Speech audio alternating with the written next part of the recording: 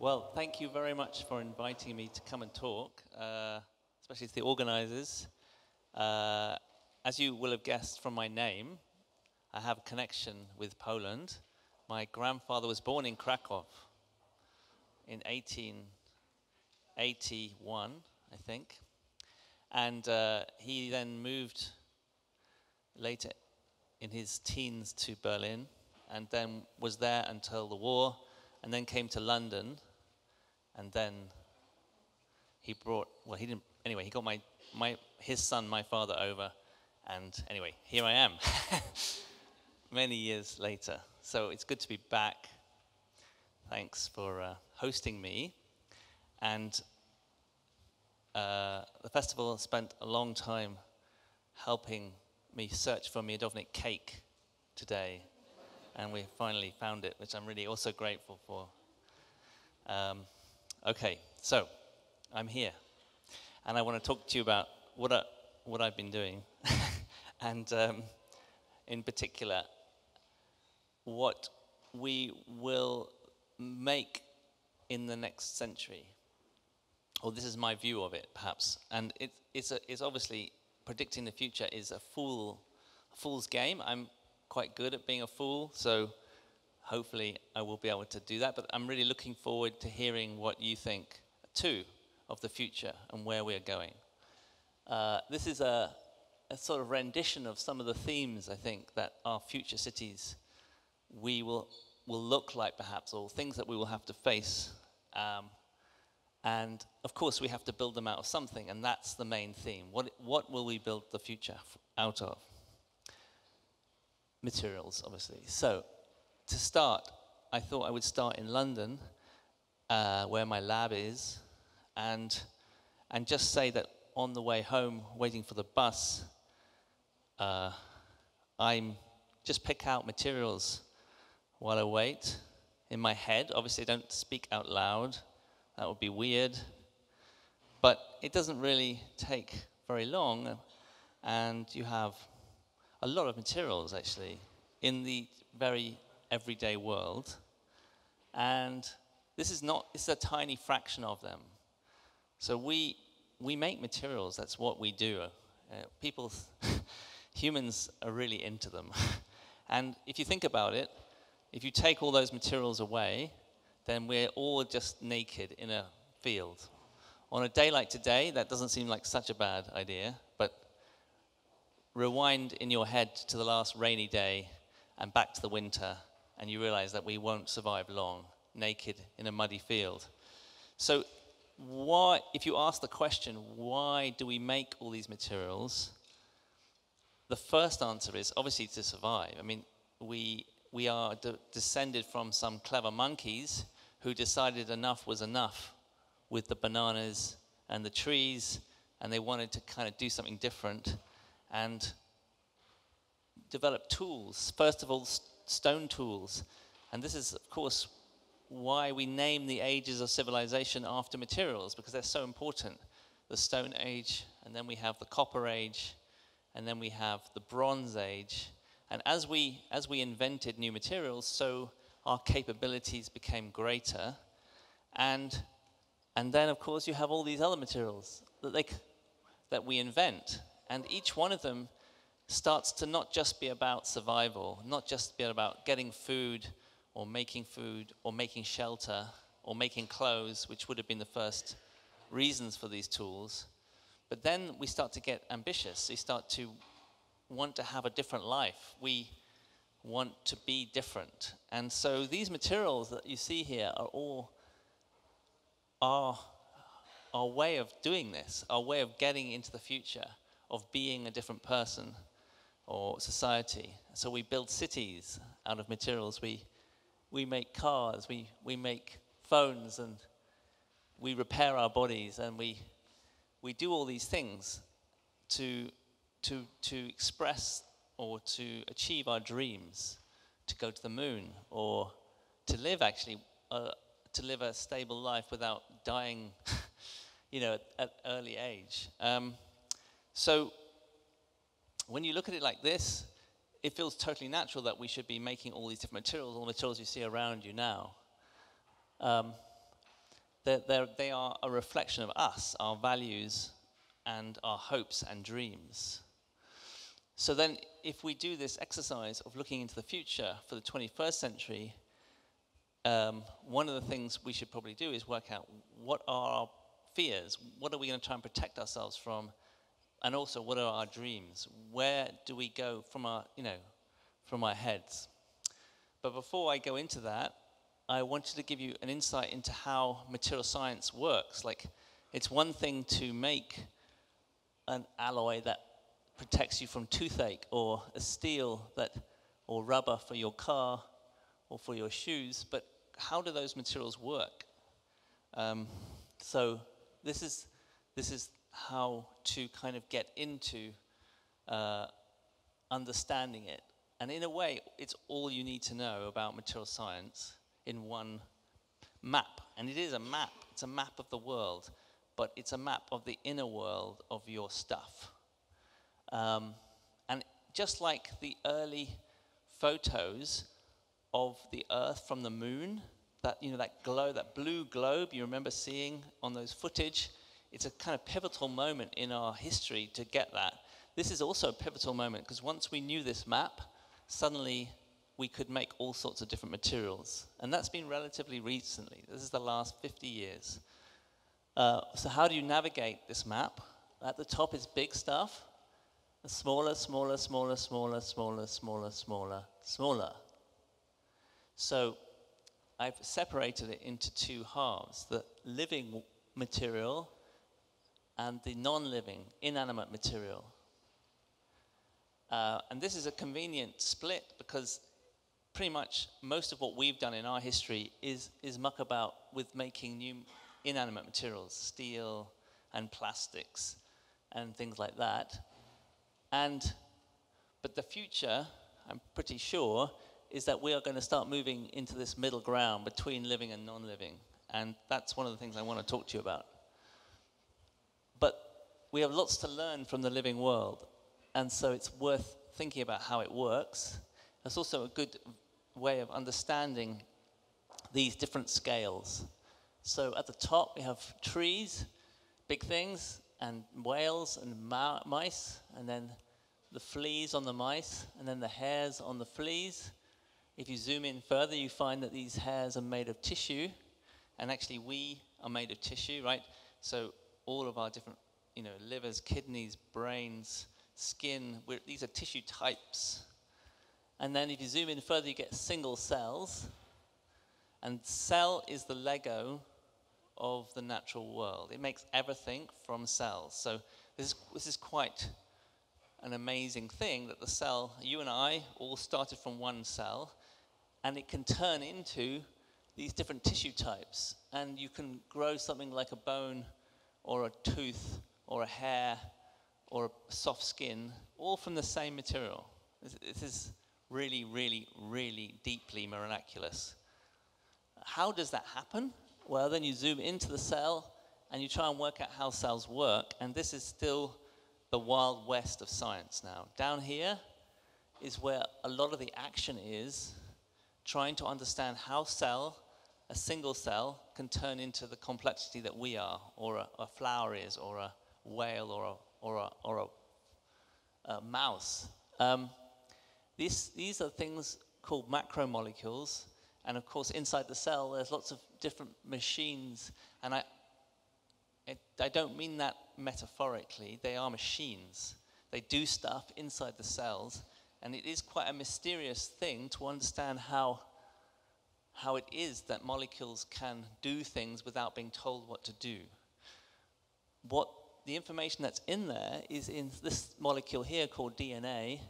And DNA is a code for the information to make the machines. So you have DNA, it makes the machines make the cells make the tissues, and so on. And then you get to us. Now, at some point, you have to wonder, first, where is life in this? What is this thing called life? Where is it in the scale? Is it down here, or here, or here, or here, or here, or here? And no one knows. So if you ask me the answer to that question, I'll tell you, there's one thing we haven't talked about yet in this schematic of what matter is, and it's that there is information that flows between the scales. This DNA tells the machines tell the cells, and information flows up here. So if you change a gene down here, in the interior of your bodies, in the microscopic interior of your bodies, you change a gene, it doesn't magically change your eye color, or it doesn't magically make you have cancer. It has a cascade effect all the way through your being, all the way through the scales. So you're breathing information through the scales of your body. So you may get cancer as a result of a mutation down here, but it's not a direct effect. And the other way around is true. If you move to somewhere hot, I'm not saying that Warsaw is not hot, but the desert, let's say, and you start living there, the environment filters down into your genes and turns on different genes, and you are a different person. Different cells grow, different tissue types grow. So this is really, really amazing. And if you ask me what life is the dynamicness of you. It's not that any part of you is alive, it's that the whole of you is responding to change and keeping the you as constant as possible so that you have this sense of being you that does go through time. Okay, we can come back to this. If you go on to the man-made side of the world, this is the world I've been talking about, the world that we made to not be monkeys but to be something else. And we invented all these materials. Now, we didn't invent all these scales. They were there already, but it turns out that the materials know about them. So if you build a big building or a robot or a phone and you zoom in even further, you find that there are little things called wires, tiny little wires. That's been easy. If any of you have a watch and you go back in time to the first people who made watches, this was the state of the art, making tiny, tiny wires, tiny, tiny springs, tiny, tiny cogs. This is 18th, 19th century stuff. But then in the 20th century, we could make things like this, which is in your phone. It's a mechanical little machine that tells your phone which way up it is. It's just a mechanical lever in a way, but the features in it are smaller than the hair of a flea. And if you zoom in even further, you find that these are things called crystals. Now, crystals are everywhere in the world. They form themselves. So this bit of marble here is made of crystals, and the floor is made of crystals, and most metals are made of crystals. The early iron and copper and bronze tools that our ancestors made were all made of crystals. And that seems odd because you think, crystals, those things shatter when you hit them. How can a metal be made of crystal? But it turns out that metal crystals are a very special type of crystal, and that when you hit a metal crystal, it doesn't shatter, but actually inside the crystal, tiny billions and billions and billions of tiny little defects shoot across the crystal at the speed of sound, and they ferry bits of the crystal from one side to the other. And at the end of your hammering, it's still a crystal, but it's a different shaped crystal. Now that is amazing, but it gets even more amazing than that. So if you zoom in, and the other thing our ancestors worked out is that even though they couldn't see the crystals at that point, they knew that something was going on inside the metal. If any of you have ever been to a blacksmith and you've tried blacksmithing, you can feel the material change. And it's the strength changes when the crystals change, when they move. And many other things like the electrical, mechanical, and magnetic properties change as a result of the crystals changing. So they got the hang of the fact that by hitting it, they weren't just shaping it. They were fundamentally changing the crystal structure. And of course, blacksmiths and metallurgists were very, very highly valued throughout history. And the history of the sword as an emblem for that is very deep. 20th century, we invented this type of crystal here called a single crystal of silicon. And it's special because now we're fiddling with the electrical properties, and we can connect 1 billion of them up.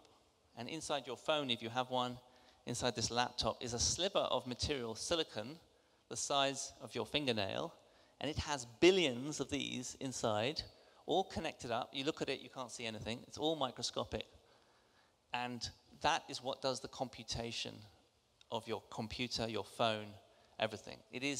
There are no moving parts. It is a piece of magic, really. And it has made the whole IT revolution is down to this material here. And it's the scale of inside of cells. And if you zoom even further, this is where I was saying the Wild West of science is down here, because although we can image this, what's called the Nano Scale, we are just coming to understand how it works. But one of the quirks of how it works is that you don't have to make things at this scale. So here we made this, here you have to manipulate this, you have to manipulate this, you have to manipulate this. But down here, you don't have to do anything except make the right conditions. If you make the right conditions, these structures build themselves. Now, when you see that behavior, a molecule building itself and doing something, in the context of biology, you think it's alive. But it happens outside of biology too. It's something to do with the physics and chemistry at the nanoscale. And again, I say this with humility because we don't really understand all the ins and outs of how it works. But it's quite exciting because it opens the possibility, as I was saying before, that we could make materials that build themselves. And more importantly, in a way, we can build materials that heal themselves, that maybe are alive. Okay, down here, atoms, and of course we have come to terms with the fact that we can build things out of many different atom types. There are about 100 different types of atom. So anyway, this is the map. This is how it all works, all the stuff you see around you. The paradigm in biology is, there's some genes, and if you change the genes, it changes a lot of all these things, okay? The paradigm in material science is that each one of these scales, if you change it, you change the properties at our scale. So it's quite similar. And so it gives you real power. And the power we have now is ours to use, right? So what will we use it for? That's the question that I want to ask.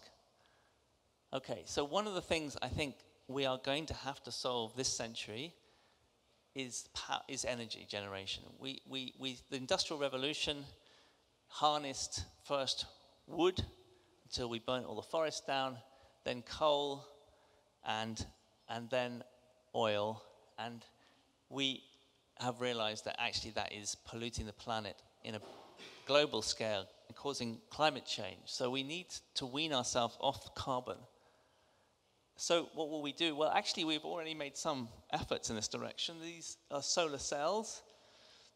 And if we only collect 1% of the solar energy from the sun, we have enough energy to meet all our current energy needs. So this doesn't seem too hard, 1%. How hard can it be? But that's 1% over the whole country. And what we don't want to do, or in fact, we probably don't want to do, is cover the whole country in solar cells. I mean, nature does that, right? Grass, trees, that's essentially a solar cell, the nature's way. But we probably want to do it better than that. We want to collect more concentrated energy in some places. Maybe we want to collect it on buildings because that's where we use the energy. So how will we do it? Well, here is the map that we need to kind of consult. Again, it's about scale. On the one hand, we have people down here working, these are physicists, working on different molecular structures which can harvest a photon from the sun and turn it into electricity. And then you have people working with little nanoparticles and nanofibers which build themselves, which is great, which can channel that energy. And these are nanofibers which can channel light to these little nodules. So although we already have solar cells in the form of silicon, there are actually now lots of different materials out there which we are developing. But these are the ones that you're familiar with. This is polycrystalline silicon and these panels, and you see them on houses, and sometimes you see them big arrays. Now the problem we have to solve is, how do we do this at a cost we can all afford, that can compete with the cost of energy that we have got used to? And at the moment it's not quite clear how to do that, because if you just max out the current thing, it's too expensive and also not efficient enough. And also, it turns out that because it's not efficient enough, we have to reallocate land for food to harvesting energy. And we don't want that either, because that is then going to put us under pressure in terms of food production. So we need to do some work down here to make them more efficient, but also we need to integrate solar cells into buildings and to roads and infrastructure, and we need to do it in a way that is self-supporting, that's self-sustainable. And if you look at the way that nature does this, it makes leaves and it sheds those leaves and makes new ones when they don't work very well, or when there's low light, right? In the winter, it just gets rid of them. So we need to find a way. Can you imagine that every building in Krakow has a solar roof, right? But if we get it right, you wouldn't notice, because it would be inbuilt into the fabric of the building. These seem possible, but then what happens is, over time they will get damaged or dusty, or rain, they will have some sort of contaminant. And we can't spend our whole lives going around fiddling with our laptops, trying to work out which bit of the building is not harvesting enough energy. So we need to not just make these things, but we need to make them look after themselves. They need to be able to heal themselves. If it's going to be distributed across the whole country, the whole world, the thing is, this thing should look after itself. It has to be self-healing. The next question is what to do with the energy when it's too much of it, and we need obviously energy at night. I haven't mentioned harvesting energy via wind and nuclear. I mean, these are all part of the mix, but batteries, and anyone who has a mobile phone knows this, batteries are great, but they're not great enough yet. Lithium batteries, they work basically down here by taking lithium in the form of crystals, and you basically move lithium ions from two anodes to a cathode, and that is a very good way of having a lightweight battery. But they have memory effects, and they don't last very long, these batteries, and that's because down at this scale, defects creep in as you charge and discharge, charge and discharge, charge and discharge. In the end, the battery's structure is degraded. So if we want batteries to last longer, we have to work out a way of not just shuttling these ions from one side to the other, but for them to detect when they're getting damaged and to replace or repair that damage. Now, it's not impossible because A, we do it, okay? And B, there is energy. I mean, it's not like there isn't energy to play with down here. And the stakes are quite high, because at the moment we're trying to move to an economy where there are electric cars, electric aeroplanes maybe, all of our portable electronics are around. And so integrating the batteries into the fabric of, again, those things, rather than having a unit like this, may be the way to go. Because if you buy an electric car now, 50% of the cost is the battery. And it's just too expensive. So Tesla is a good example of a kind of a car that is probably the sort of car we will be driving around with in 10 or 15 years' time. Some people are already driving around in them. They're quite expensive at the moment. It's because the batteries are so expensive, but it's also because Tesla made a decision about the materials of the car. They wanted to retain the energy as much as possible in the batteries to give the car range, and that meant lightweighting the structure. They couldn't lightweight the engine very much or the wheels, but the whole fabric of the structure is lightweighted by carbon fiber. And carbon fiber composite is, a factor of 10 lighter than the steel it replaces. So this is good. And they're not the first to do this. Airplanes now, if you fly in an airplane, they're not made of aluminium anymore. They're made of carbon fiber for the same reason. It makes them much more energy efficient because of their lightweight, weight to strength ratio and stiffness ratio. And of course, bicycles have been going this way for some time. So what we're doing is we're making stuff not out of steel, not out of aluminium. It's just too heavy for this very precious energy that we need. We're making it out of carbon. Now, carbon fiber looks like this at the scale of millimeters. It is actually a fabric. And inside the fabric are little fibers, just like the fibers of your t-shirt or your trousers, but it's not cotton, it's pure carbon. And that carbon, if you zoom in, is actually not like the carbon in your pencil, which is graphite, and it's not like the carbon in your diamond ring or earrings or piercings, which is beautiful, transparent diamond. It is a mixture. It's a amorphous, so-called. It's not an optimized structure, actually. So up here, we're doing quite well, but we know when we look down at the atomic scale and the molecular nanoscale that we have forms of carbon which have only just been discovered. Nobel Prize in 2010 was for graphene, this structure here, which is a two-dimensional version of carbon, is incredibly strong. It's the strongest material at that scale that we know. These are nanotubes. They assemble themselves, and they're little tubes of this graphene, and they are incredible in terms of strength per weight. But no one yet can make anything out of these things at this scale, up here. So we have this big dividing line here. Amazing stuff down here in laboratories, and we have a real need up here in terms of our lives and how we like to live, flying and driving everywhere. But no one yet can connect the two. And if anyone can, then we will have a huge step forward in energy conservation, and therefore using that very precious electricity that we will be using. So this is all to play for now in material science, but I think it will happen in the next 10 years. So that's energy. I mean, it's not all the questions. I didn't talk about wind turbines. They have similar issues and many other forms of generating renewable energy. But just to give you a flavor that pretty much all of the stuff in the energy arena is dependent on new materials. And that the world probably in our lifetimes will not be made, the cars, the planes, they will not be made of metal anymore. Okay, what about the cities then? What challenges do we face in the cities? And there are many.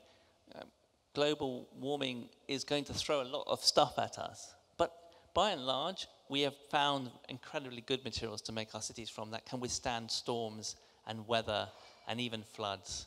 And I'm pretty sure that we're not going to fundamentally change those materials. I might be proved wrong, but because the reason I'm quite certain that concrete and brick and cement and steel will be the mainstay of the future for cities is because that's what the Earth's crust is made of. If you look at the Earth's crust, it's the components of concrete. And it makes sense to build our stuff out of plentiful things, right? But inside our cities, the things that we now prize, the things that the last 150 years we've got going, those things are not built of the stuff in the crust, and they're not plentiful. And I think that will be a big challenge for us. So, one example, but there are many. Recently, we moved as a kind of world, and especially in the EU because of legal emendation, we moved away from generating light from the incandescent bulb, which was very inefficient, only produced 5% light, for 95% was lost in heat, to these fluorescent lights. That's a compact one, but these ones up here, the same kind of technology. So when you ask what's inside them, those funny bulbs, this is the picture of the periodic table. So these are all the elements that we know exist in the universe. And hydrogen, lithium, barium, here they all are. Okay, The ones colored are in the bulbs. And the ones that are colored orange, these are either toxic or they're difficult to get hold of. So we've moved voluntarily, in fact, we've moved via legislation to a much more efficient bulb to not use the electricity so wastefully, but materially, we've created a very complex object. And at the end of their lives, this mercury doesn't get recycled. It just goes into landfill or ends up polluting the water. And mercury is extremely toxic. Tungsten is a material we really need it for other things, and yet we just let go. Look at all this stuff down here. It's kind of a crazy thing that we've moved voluntarily to do without anyone really questioning it. But this is just one example. Your smartphone, if you have one, has more than half of the periodic table in it. That means that there's about 200 mines around the world digging up rock, a huge amount of energy, a huge amount of refinement to get each one of these and put it in this enormous supply chain to bring all this together into this lovely, wonderful, liberating object, personal object of delight, of obsession, right, of introspection. Now, the average life of a smartphone is shorter than a bulb, a light bulb. The average life of a smartphone is 2 years, and at the end of that time, pretty much they get liquidized into a big industrial liquidizer, and the only thing that gets recovered is the gold. The rest of it ends up in landfill. So it is a kind of crazy thing. We've spent a long time on this planet working out where all these things are and what does what and which rocks are brilliant and how to get the elements out. And then we've made these amazing objects, but we've completely forgotten about the end of life, and it's not sustainable. But pretty much no one is doing very much about this. If you talk to anyone in the mining trade, and if you talk to most people in the engineering profession, they're in complete denial about the fact that this is not sustainable. And they tell you that all that will happen is the price, once we start to get short of these things, that the price will go up, and because the price will go up, people will go out looking for more rock, and then they'll make new mines. And they might be right, but no one really knows. And my guess is that they're wrong. So surely, as we make more complicated, complex cities with computers and phones and even just light bulbs that are very complex objects, surely we need to start moving away from a disposal consumerist culture and into one which is more sustainable. So here is what's called a circular economy, and it's actually, at its idea level, it's very simple, which is that you never make anything which doesn't go back into the system. So either you repair it, or you reuse it, or you refurbish it, or you recycle the materials. And, well, that's what nature does. It doesn't seem that hard. The problem with this is that it completely goes against quite a lot of how capitalist economies work. And so it requires a structural shift in economics, which is not obvious that it is going to be easy to maintain or even carry out. There'll be winners and losers if we were to go down this road, and you can be sure that the losers will fight against this.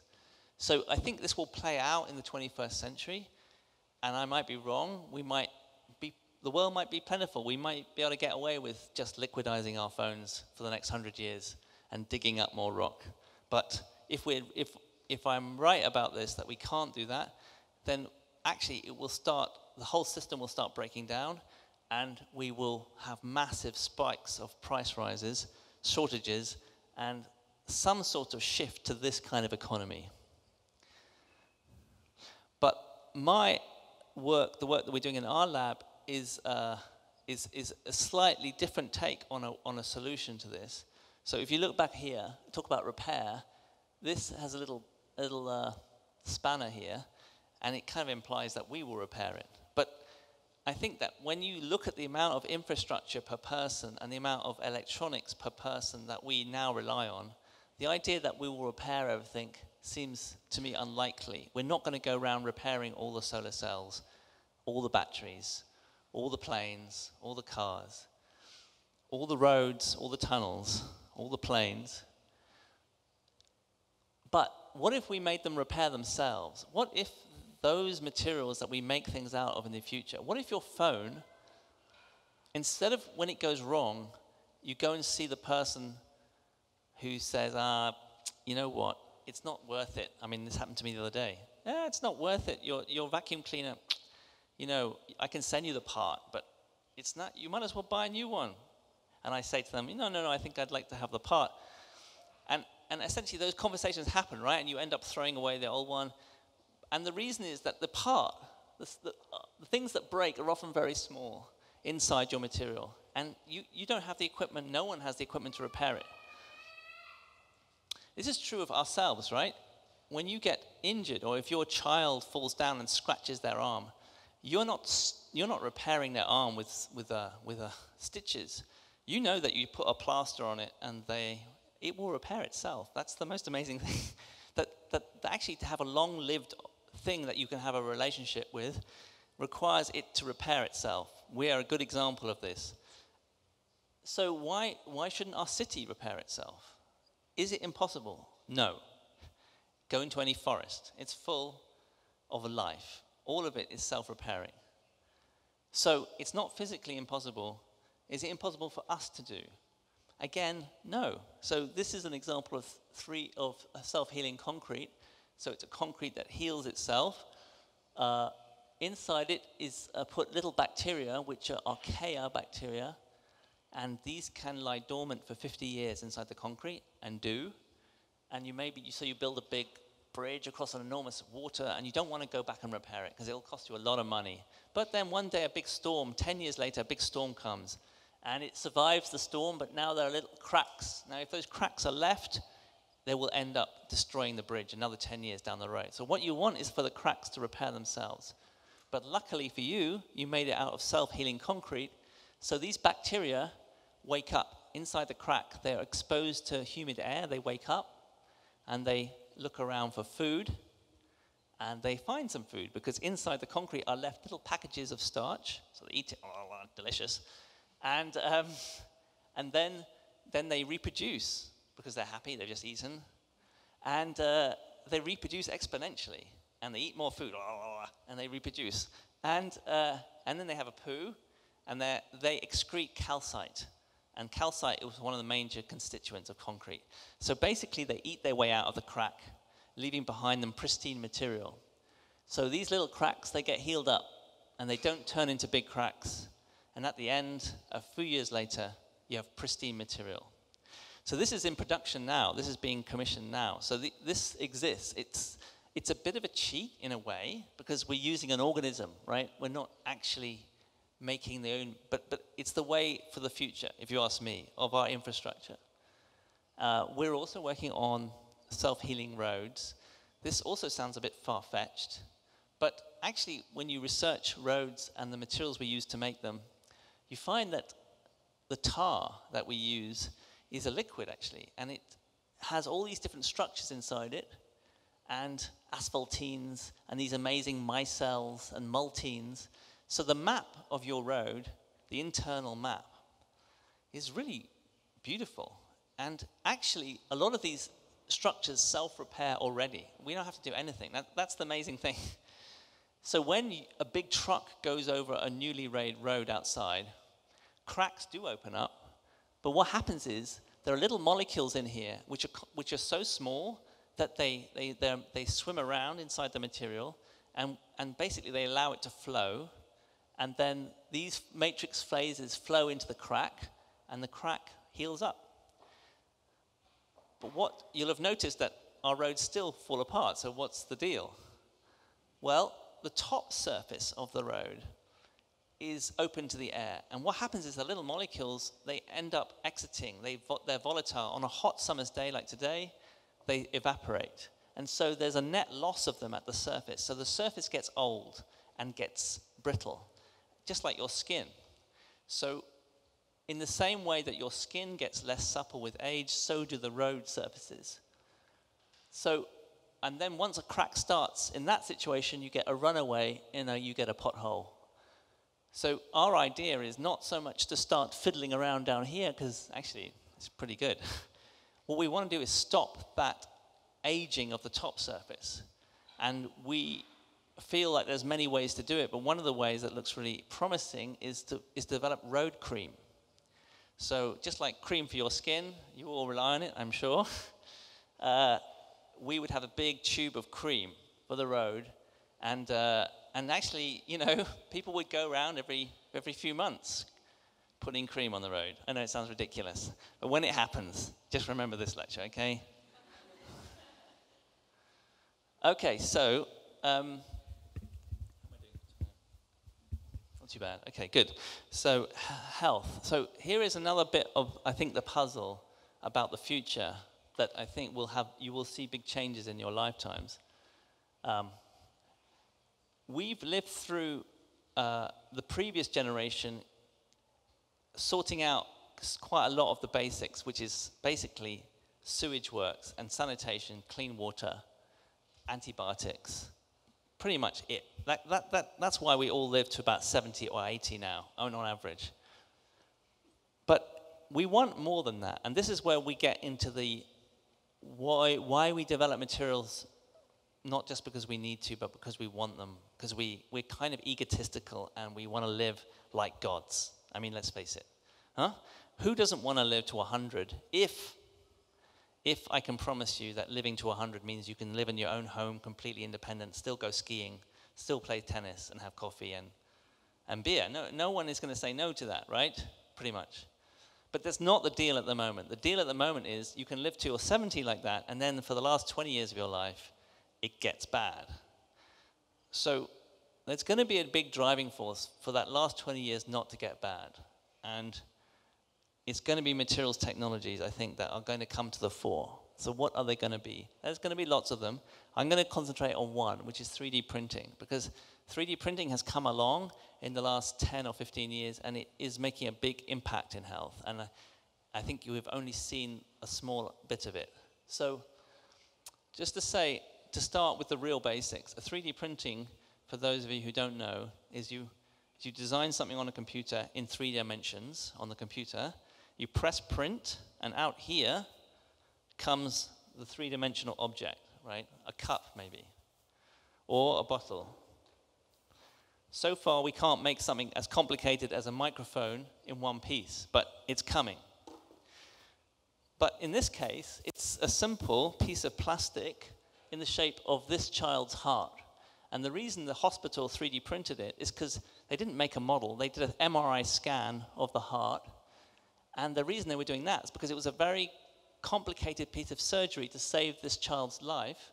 And it's so tiny that they didn't want to get it wrong. So they did MRI scan, so you have 3D model, print out the heart, and then the whole surgery team plans the operation around the physical object before surgery. And this is now becoming routine, and it's very cheap and makes a huge difference. Hospitals in the United States now mandate the use of 3D printing for many operations. If you go and do a knee operation, where these are quite routine in terms of the mechanics, so essentially they're going to drill some holes in your knee and replace bits of it, but those holes, the angle of the holes really matters. If you get them wrong, you live with consequences for the rest of your life. It's also where a lot of insurance companies lose money because of litigation.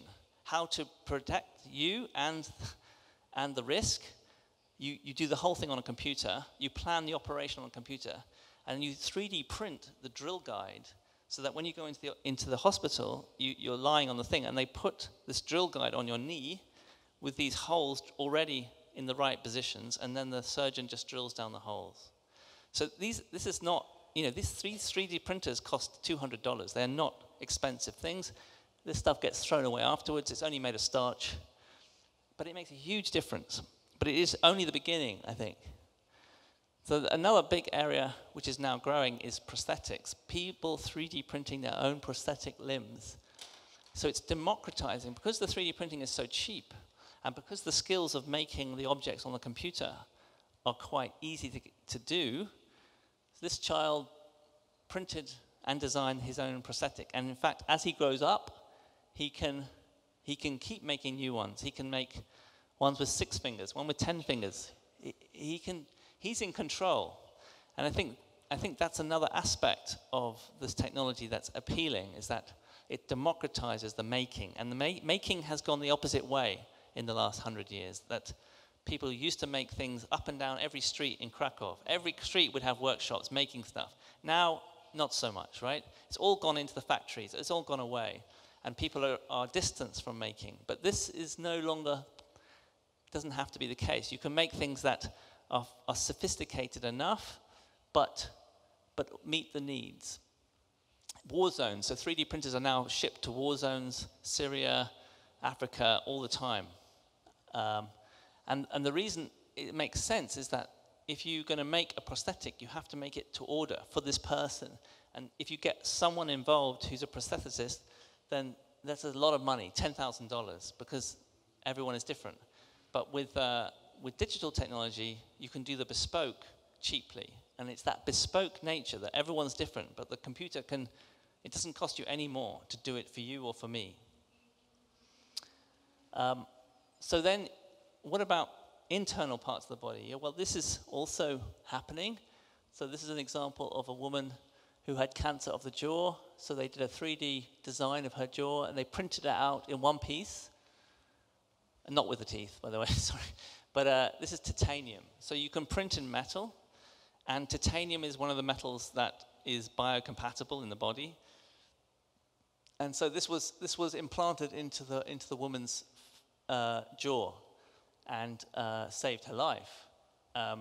You'll see there are holes here. The reason for the holes is because titanium is the wrong density for the body. The bone is much less dense, so you're having to compensate. This is a bit of a dumb approach. Actually, these days what you want is to modulate the texture and the internal density of this, and you can now do it. It's called a meta property. So this is really coming on a lot. People are starting to think about trying to print organs, livers and kidneys and hearts.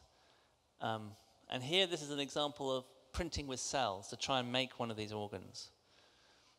I personally a lot of this goes on. I don't think it's going to work. The reason is that cells, well, 2 reasons. One is the cells die a lot of the time. They don't like being squirted out here. And the other is that cells are not used to being put into place. They're used to being in place and then dividing. And by dividing, they know who their neighbors are. And that affects their function and affects how they work. So in my view, this is more likely to work.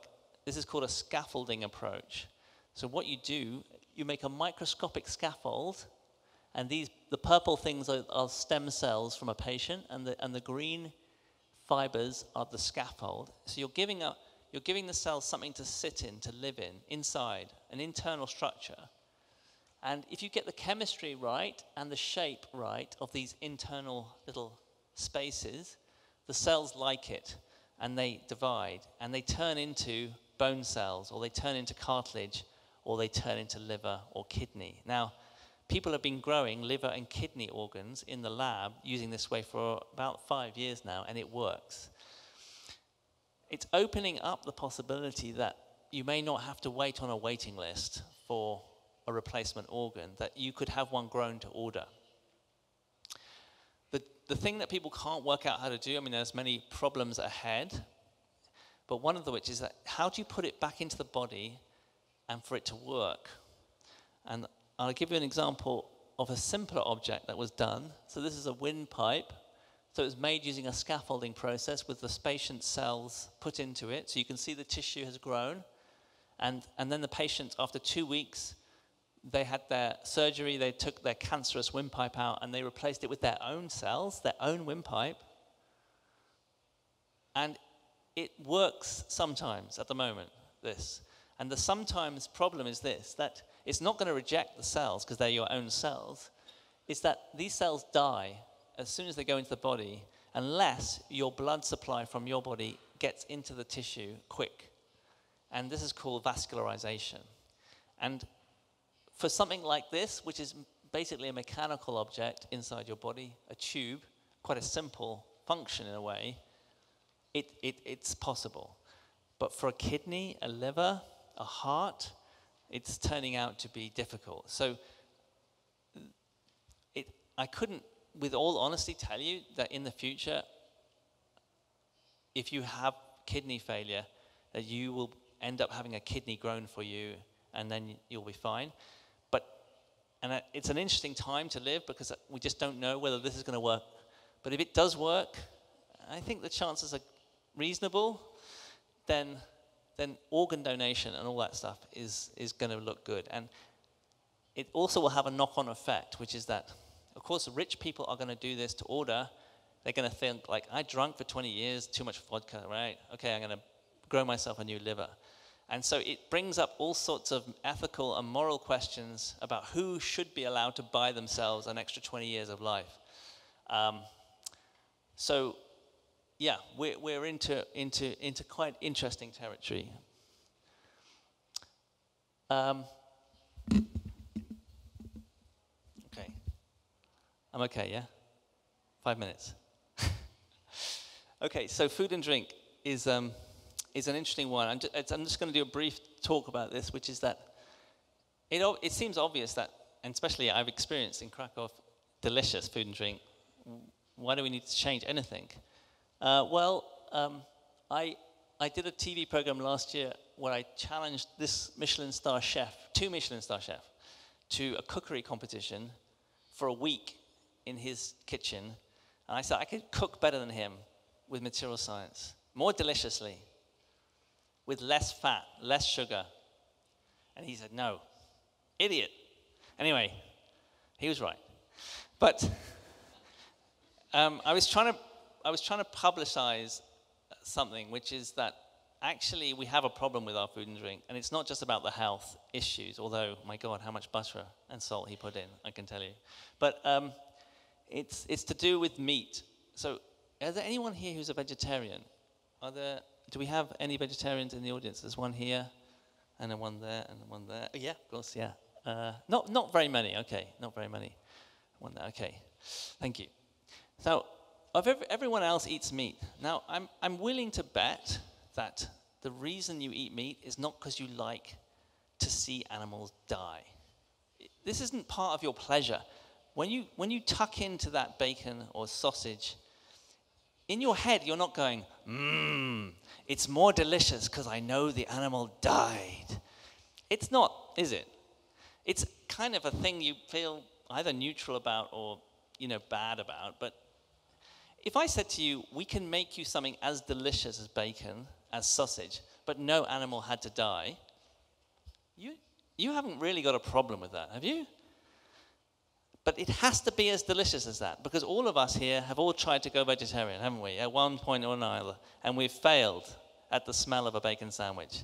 So the truth is that quite a lot of us would quite like to go vegetarian, but we just can't because we are addicted to delicious meat. So here's my thing, which is that could we do this, though, in the 21st century? Could we wean ourselves off killing animals to eat them? Is that so ridiculous a thing to say? We've been to the moon. We've made mobile phones.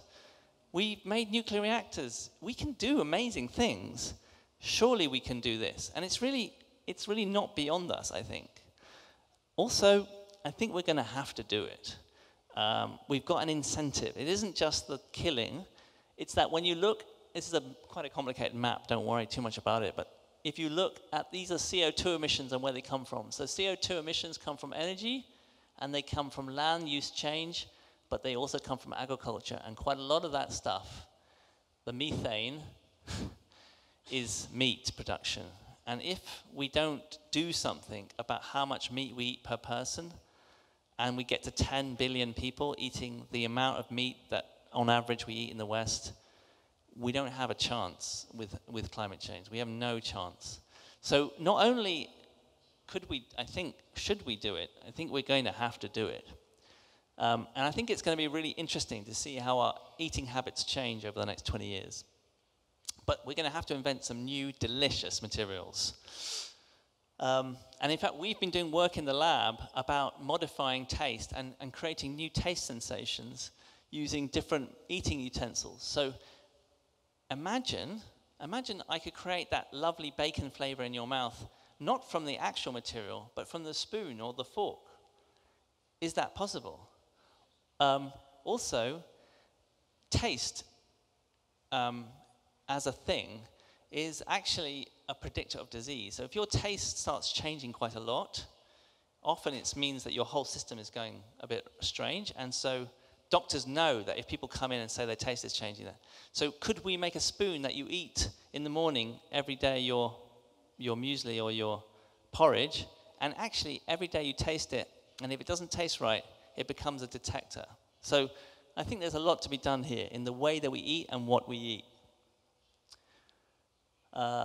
And so, yeah, finally, just to say, to wrap it all up, really, is that, so I've talked about where we're going in the 21st century, materials, and it's quite exciting, I think. Energy, health, transport, cities, food. These are just my predictions, because these are things we're passionate about. How will we make them? Well, it's the map.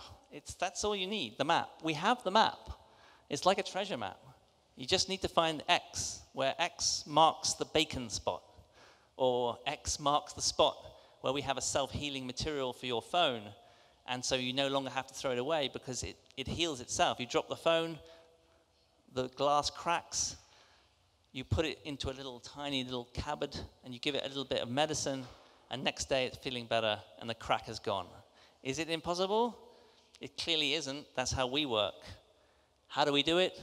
We need to somehow cross this boundary between the inanimate and the animate. So, thanks for listening. I'll end there and take some questions.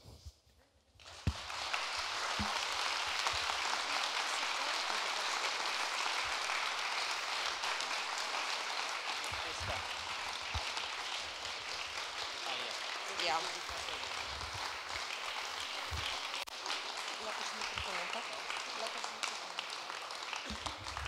Szanowni Państwo, w takim razie zapraszamy do zadawania pytań. Kto pierwszy się odważy?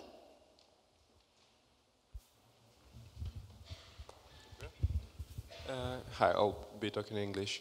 So, just going back to those organs, 3D printed organs, you said that there's a problem with vascularization, so that there's enough blood-like supply. So I was wondering if it's possible, or has it been tried to just print the blood vessels inside the organs and then try to reconnect them somehow to the body? Yeah. Thank you. I mean, so thousands of people are working on this because the implication of solving it is big. And some people are doing this. Other people, so I don't know, it's a good idea. And I think we don't know which one will turn out to work.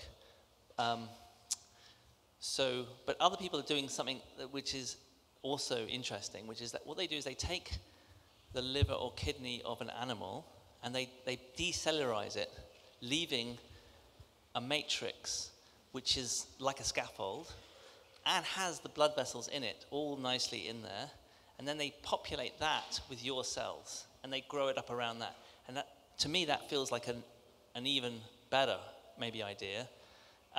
But it does involve an animal dying, unfortunately, as well. So maybe that's not a good idea. But I feel optimistic that we can do this bit of it, at least for some organs. And yeah, something like that I think will work.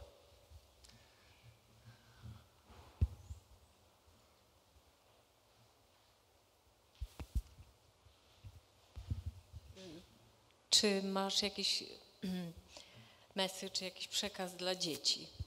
I czy będziesz w przyszłości prowadził jakiś program dla dzieci, który będziemy mogli oglądać na YouTubie? Okay. Are you going to translate? Okay. No, I didn't know that you catch it. Oh, no, I didn't. So, do you have any programs for children or any message for children? Or are we going to see anything coming up in YouTube for the future if it comes to children? Yeah. Children are going to build all this, hopefully, for us. Yes. I mean, if you go to a website called the Royal Institution website, I don't know if you know this, so it's been going in the UK for 180 years, lectures for children, and I gave them in 2010 on materials, and those videos are all there. And I talk about a lot of this, or at least the basics of this. And I think that you're right, that we should be telling the children how to make things and what is possible in the future. But yeah, the Royal Institution Christmas lectures, if you look those up, every year there's a new one, and it's a really great tradition.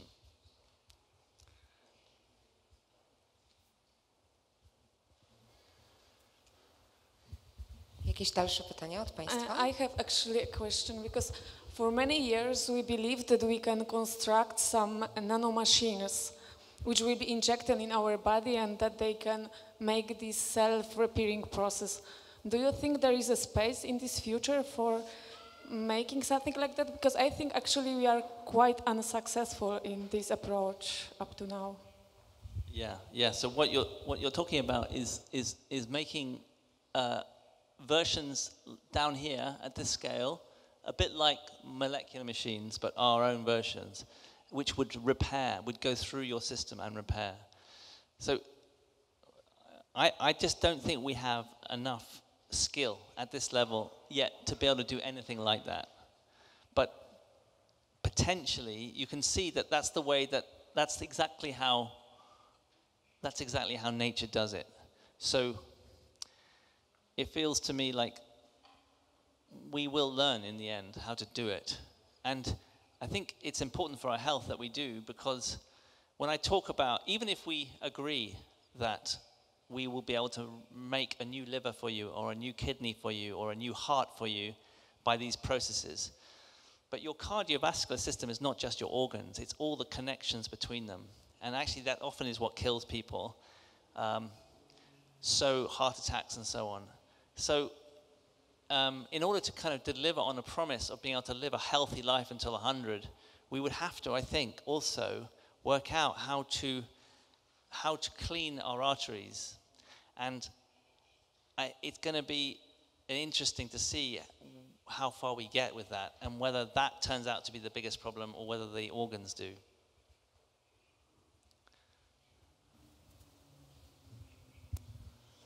I mean, how important, what it takes an importance for a particular or given cell? What a particular or given cell takes an importance for an organism? I mean, consciousness in a given level of material. Yes, good. I thought we'd get to this. So I talked about where life is. Where is life? Can it not be over here too? But then the corollary is, where's consciousness, right? Where is it? And does it mean we can make artificial consciousness? To me, this is a really key question, because I don't think we have any idea. I mean, it's really, really taxing the brain-mind interface now to understand. I talked about information going up through the scales, right, and back down again. But this is just a scalar model, but there's also your physical brain and all of your nerve systems. So it's both multi-scale and billions and billions of them. Now, on the non-living side of things, we're starting to get to the point where we can build something that has the complexity in terms of connections as the brain, but we don't know how to do the architecture like biology does. We can speculate. I think we'll do it.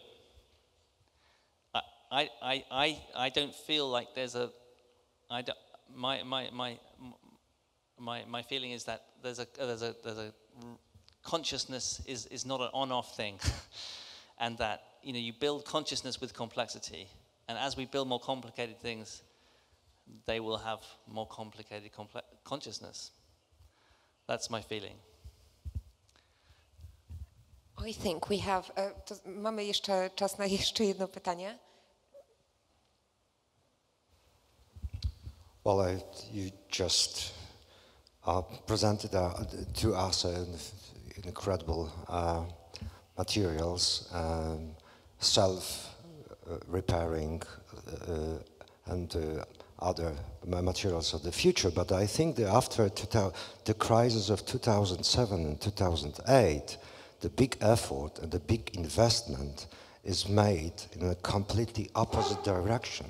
It's just how to make the things like cars, like fridges, and all this stuff, a shorter life for this, to pay the same price, but to have these cars and fridges less time. So it requires a structural change in the economy, in the world economy. How to deal with this process, Yeah, another big question. Robots. Okay, let's talk about robots. I think that one of the things that's going to happen, I think, is that robots will make more things, and that will be a threat to jobs, inevitably, but will deliver on the economics. And so, if you have if you have a future that there is much more robotic. So at the moment, maybe you have 100 people in a factory, and now in the future you see that you will have 10 and 90 robots. That what will happen to those 90 people? So the things that they're making, the cars, the planes, the phones, have suddenly come cheaper, and so that's good for everyone, let's say. But the 90 people who don't have jobs can't afford anything because they have no job. So for me, the question is about how we organize the redistribution of the wealth of those robots. That the output of the robots has to be owned by everyone. It cannot be owned by the people who implement the robots, in my view. So I agree with you that I think it's inevitable we're going to go down this road, and for two reasons, and these are reasons that I, in a sense, evoke in the book. Actually, yeah, what is that? Actually, I just remembered. I actually spent. Oh yeah, there. That's the Polish version. Thank you, translator, for that, and thanks my publishers. So in the book, that if what drives us is these desires, what are the desires around employment that we really want? Because maybe they will win out in the end. You've seen that over time. So I think no one really wants to work in a factory. I mean, no one wants to work in a factory. It's not great work. Like, there was a big resistance to it when factories first came in. Doing the same thing again and again and again for 8 hours a day is not, anyone's idea of fulfilling, right? But it was well paid when they first came in, and has produced material wealth, so we have taken it. So is it such a bad thing to get rid of factory jobs and robots do them? No, I don't think that is such a bad thing. But is it a bad thing that no one has jobs, or some people have jobs and most people don't? That is a bad thing. So it feels to me like we will move to get rid of factory jobs, and we will welcome the robots in the end, because no one wants to do that work. And if we redistribute the money, and this is the big if, of course, then the stuff you need humans for, which robots cannot replace, which is caring for each other, hospitals, the care of the aged, care of young children, learning, expressing ourselves, that allows everyone to do those. And I think that if that is what society has a dream of, and this sounds really hopelessly idealistic, but if you stick to your dreams, then we can make them happen. We just need to know what our dreams are. So anyway, in short, I'd say robots are coming, but don't be frightened. Dziękujemy, jeżeli możemy oklaski puścić.